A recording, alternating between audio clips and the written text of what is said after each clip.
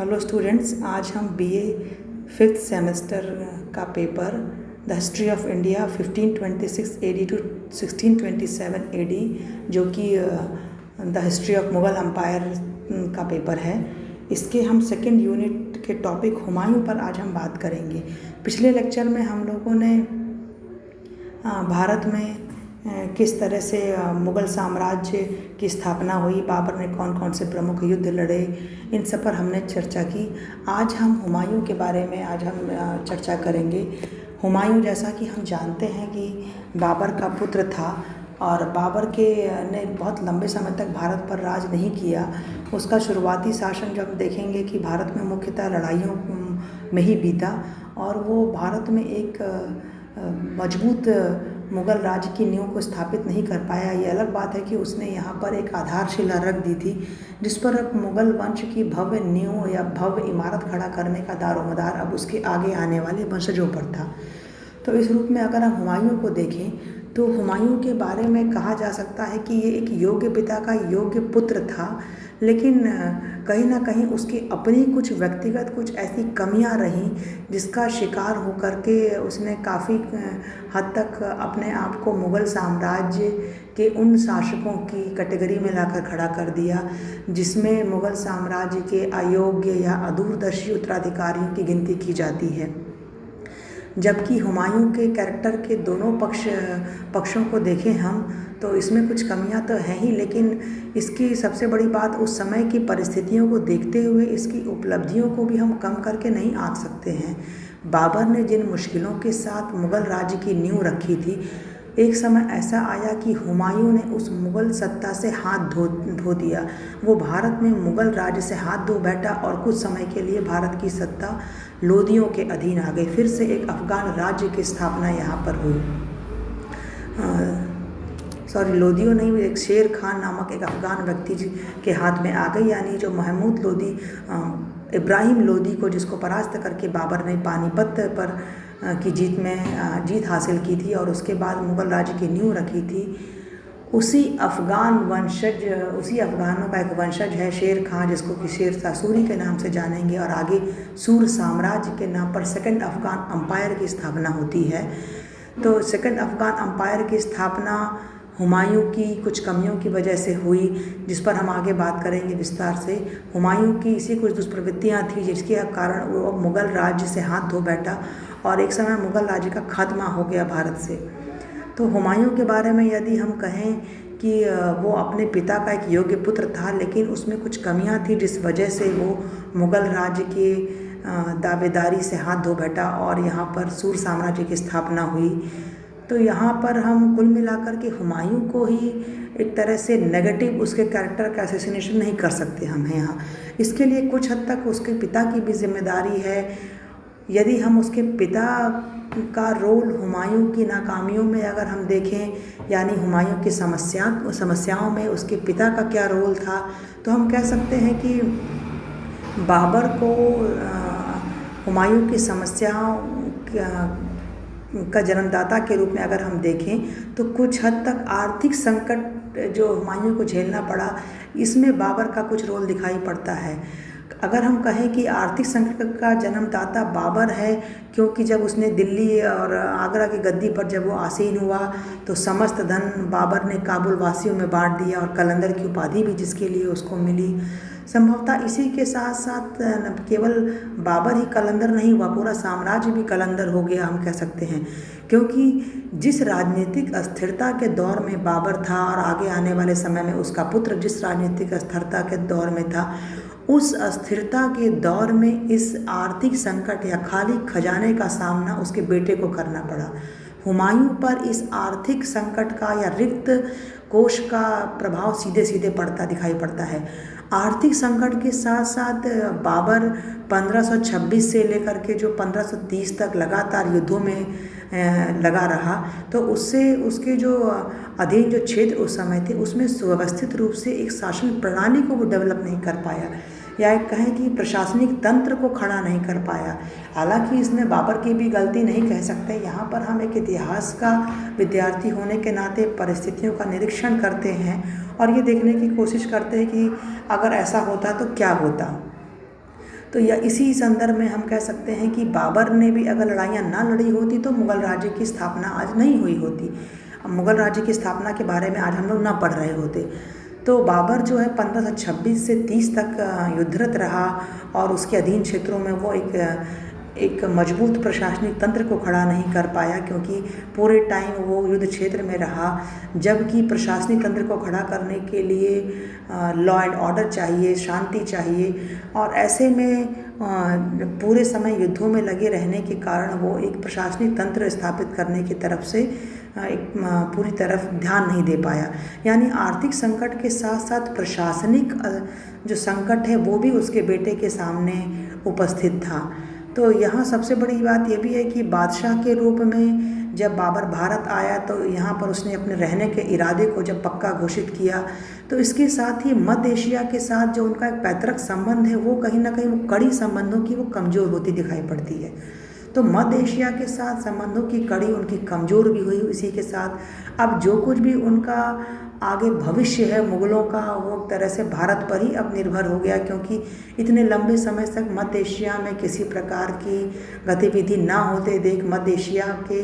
राजनीतिक अखाड़े में नए खिलाड़ी अब आ चुके हैं। अब एक तरह से हुमायूं की कर्मभूमि या उसके भविष्य आगे भारत की भूमि पर ही वो तय होता।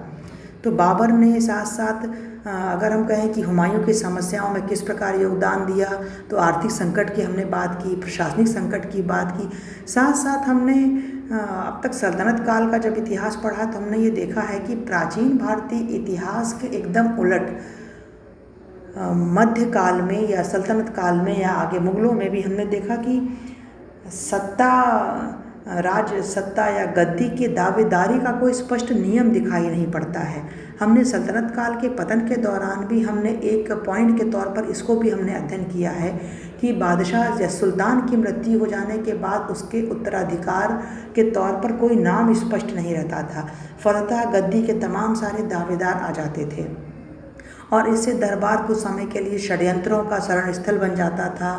और जो तलवार के बल पर अपना राज कायम कर पाए वही उस समय सुल्तान बन जाता था। तो ऐसे में हम देखेंगे कि मुग़ल काल में भी ये परंपरा कायम है और तैमूरी परंपरा के अंतर्गत तो साम्राज्य विभाजन की परंपरा पाई जाती थी, जिसमें कि साम्राज्य को बराबर उसके उत्तराधिकारियों में, भाइयों या बेटों में बांटा जाता था। और बाबर जब मरा तो मरते समय उसने अपने बेटे हुमायूं से कहा भी कि मेरे जाने के बाद अपने भाइयों का ख्याल रखना। और अपने पिता की बात को मानते हुए भी हुमायूं ने अपने जो भाई हैं उसके कामरान, हिंदाल, अस्करी, इनको उसने साम्राज्य का हिस्सा भी दिया और उस साम्राज्य के हिस्से पर उनके अधिकार को बनाए रखा। और यही भाई आगे चल कर के हुमायूं के लिए भारत में राज करना एक बहुत मुश्किल कर देते हैं। और जब भी परिस्थिति आई इन लोगों ने सहयोग का हाथ अपना खींच लिया, बल्कि हाथ ही सहयोग का नहीं खींचा, इसके लिए अलग से समस्याएं भी उन्होंने खड़ी की। तो बाबर ने साम्राज्य विभाजन की तैमूरी परंपरा को प्रोत्साहन दिया, जिसके अंतर्गत हम देखते हैं कि अस्करी को संभल की जागीर दी हुमायूं ने, हिंदाल को अलवर की जागीर दी और सबसे बड़ा इन तीनों में जो था अस्करी, हिंदाल और कामरान अस्करी और हिंदाल से बड़ा था। कामरान को उसने काबुल और कंधार का प्रदेश दिया, जबकि कामरान काबुल और कंधार जैसे एक गरीब प्रांत को लेकर के संतुष्ट नहीं था। वो नहीं चाहता था कि उसकी ज़िंदगी भी उसी तरह इधर उधर मारे फिरते रह जाए और इन गरीबी के मारे प्रांत हैं जो काबुल और कंधार, इन्हीं में लेकर के वो कष्टों में आगे ज़िंदगी अपनी व्यतीत करे। इसलिए उसने लाहौर पर भी अपना दावा ठोका और लाहौर पर चूँकि हुमायूं का सेनापति है मीर यूनुस अली, जो कि मुग़लों के सेनापति या हुमायूं के सेनापति के तौर पर वहाँ पर काबिज है, उसने उसके साथ लड़ाई लड़ी और लाहौर पर अधिकार कर लिया और पंजाब तक चला आया। और हुमायूं ने इस पर किसी भी प्रकार का एक्शन लेने के अपेक्षा बल्कि इसको पंजाब के जो पूर्व का हिस्सा है जिसको हिसार फिरोज़ा कहा जाता है, उसने हिसार फिरोज़ा का जिला भी कामरान को शांतिपूर्वक दे दिया। तो ये एक तरह से बाबर के साम्राज्य की जो अखंडता है, जो बाबर ने साम्राज्य स्थापित किया था, उसकी जड़ पर ये चोट माना जाएगा, क्योंकि ये हुमायूं ने कामरान की को जो एक पैतृक जागीर थी, जो उसकी जो बाबर ने जो के राज्य थे उसमें से काबुल और कंधार दिया, जिससे संतुष्ट होकर उसने लाहौर को भी जीता, पंजाब को भी ले लिया, पंजाब की हिसार फिरोज़ा को, और हुमायूं ने उस पर उसकी अधीनता मान भी ली। ये एक तरह से बहुत घातक उसने मैसेज दे दिया बाकी अपने अन्य भाइयों को भी, जिनमें है अस्करी है, हिंदाल है, साथ साथ उसके चचेरे भाई भी जो इस समय आंखें गड़ाए बैठे हैं भारत के सिंहासन पर। तो उसको ये एक मैसेज दे दिया हुमायूं ने कि अगर मैंने हिंदाल को हिसार फिरोज़ा के राज दे दिए, लाहौर का भी राज दे दिया, तो आगे अगर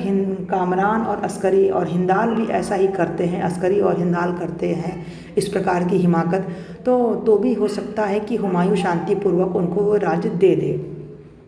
साथ साथ सबसे बड़ा एक वजह इसका ये भी हुई कि हिसार फिरोज़ा के ज़िले दे देने से और सिंधु नदी के आसपास के भाग कामरान को दे देने से उस क्षेत्र से आने वाले जो सैनिक हैं उनको अपनी सेना में भर्ती करने से वो वंचित हो गया हुमायूं, क्योंकि वो जो क्षेत्र है हिसार फिरोज़ा का क्षेत्र, वहाँ से काफ़ी बलिष्ठ और मजबूत सैनिक मिलते थे सेना के लिए। हुमायूं इस स्थान के सर्वश्रेष्ठ सैनिकों से वंचित हो गया, जिससे कि आगे चल कर के मुग़ल राज की रक्षा काफ़ी हो सकती थी और वहाँ से उसको योग्य सैनिक मिल सकते थे। और इस तरह हम देखेंगे कि हिसार फिरोज़ा और पंजाब का जो क्षेत्र है ये दिल्ली के बीच मुख्य मार्ग पर पड़ता है और कामरान के अधिकार में ये मार्ग आ गया, जिससे कि अब हुमायूं निश्चिंत होकर के अपना काम नहीं कर सकता है। उसको सदैव कामरान की तरफ से धोखा दिए जाने का डर बना रहेगा। इस तरह से जब इसने साम्राज्य विभाजन की तैमूरी परंपरा को प्रोत्साहन दिया, बाबर की बात को माना और यहाँ अपने भाइयों के बीच राज्य को बांट दिया, इससे कहीं ना कहीं उसने अपने राज्य को कमज़ोर किया। और यहीं पर पहली बार राजा के विपरीत हम देखेंगे सामान्य जन का जो लक्षण होता है या आम आदमी का जो लक्षण है, अपने पिता की बात मान रहा है, ठीक है वो एक आज्ञाकारी बेटा है, आज्ञाकारी बेटे के तौर पे उसने अपने पिता की बात मानी और अपने भाइयों को राज्य का बंटवारा के फेवर में कर दिया। तो इस तरह एक आम राजा, जबकि एक कूटनीतिज्ञ होना चाहिए, राजा को दूरदर्शी होना चाहिए, एक नया स्थापित राज्य जो कि पूरी तरह से अभी मजबूती हासिल नहीं कर पाया है, ऐसे में उसको अपने राज्य को सबसे पहले मजबूती देनी चाहिए थी। मजबूती देने की बजाय हुमायूं ने यहाँ पर राज्य का विभाजन कर दिया और इस तरह साम्राज्य के आधे भाग से वो वंचित हो गया। एक तरह से बाबर ने जो राज्य जो विरासत हुमायूं को सौंपी थी वो स्वतः ही उसकी अपनी इच्छा से, स्वेच्छा से उसके आधे भाग से वो वंचित हो गया। और आगे चलकर यही भाई हिंदाल, अस्करी, कामरान, जिसको उसने अपने पिता की बात मानकर जागीर सौंपी, उनके कपटपूर्ण व्यवहार ने हुमायूं के राजनीतिक जीवन को ही समाप्त कर दिया कुछ समय के लिए भारत से। और इस तरह हम देखेंगे कि हुमायूं जो है वो एक उसके अंदर एक राजा के जो गुण होने चाहिए, दूरदर्शिता, उसके अंदर कूटनीतिज्ञता, इनका अभाव दिखाई पड़ता है। लेकिन यहाँ हम ये कहेंगे कि सर्वप्रमुख योगदान हुमायूं का ये रहा कि जो एक पैतृक उपलब्धि थी उसकी या जो विरासत थी बाबर की, उसको वो बचाए रख पाया। हालांकि पूरे हुमायूं के काल में उतार चढ़ाव के बहुत सारे ऐसे दौर आए और उस दौर में उसके एक ऐसा दौर आया जब उसने मुग़ल राज्य से हाथ धो दिया, जो कि मुग़लों के एक इतिहास में बदनामी का बहुत बड़ा एक दाग माना जाता है। और 1555 में निर्वासित जीवन जीने के बावजूद उसने फिर से दिल्ली को पुनः हासिल किया। ये इसकी सबसे बड़ी उपलब्धि है, जो उसके व्यक्तित्व, जो उसके चरित्र की जीवटता का परिचय देती है कि वो कितना जीवट भी है। एक बार राज्य से हाथ धो देने के बाद वो शांत नहीं बैठा, वापस से उसने हिम्मत की उस राज्य को पाने की जिसके लिए भूखे भेड़ियों के समान अभी भी उसके पिता के द्वारा पराजित किए गए शत्रु अभी नज़र गड़ाए बैठे थे, जिनमें अफ़गान हैं। इसके अलावा जो गुजरात का राज्य, वहाँ का बहादुर शाह है, राजपूत हैं। इतनी सारी कठिनाइयाँ होने के बावजूद हिम्मत करना, पूरी तरह राज्य से निर्वासित कर दिया जाना, भिखारियों की तरह, खाना बदोश की तरह जीवन बिताना, ऐसी परिस्थिति में भी अपनी हिम्मत को उसने बनाए रखा।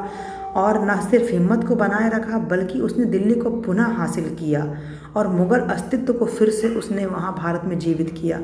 इसलिए राजनीतिक इतिहास के साथ साथ अगर हम देखें कि